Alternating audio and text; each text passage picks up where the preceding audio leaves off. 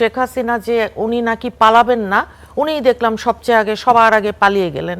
আবার ওনার পরিবারের যারা ছিলেন বহু মানুষজন, তারা ক্ষমতার কাছাকাছি এমপি মন্ত্রী, তারা কেউ নেই, কিন্তু দলের আর অন্য কাউকে বলবার কোনো প্রয়োজন উনি মনে করেননি।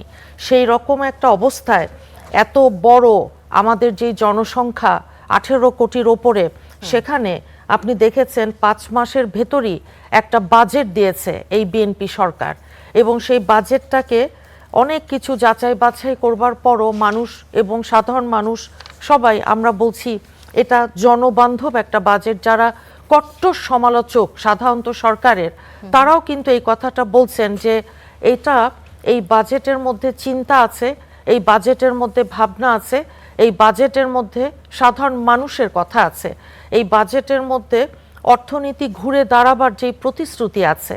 এবং সেই সাথে আপনি দেখেন আইন শৃঙ্খলা, ইন্টারিম গভর্নমেন্টের সময় আপনি জানেন যে গত 18 মাসে যে একটা ভয়ঙ্কর ভঙ্গুর দশা হয়েছিল যে আইন শৃঙ্খলা।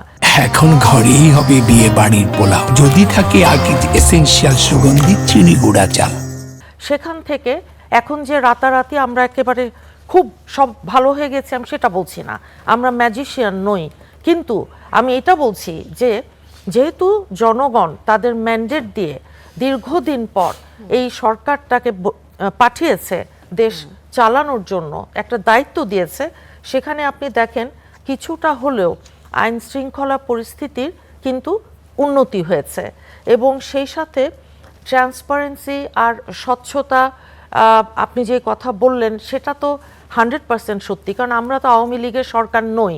আমরা তো, আপনি দেখছেন জামাত, তাদেরকে আমরা যত সমালোচনাই করি তারা আমাদেরকে বহু সমালোচনা করছে, খুব ভালো কথা, সেটা যৌক্তিক সমালোচনা হোক।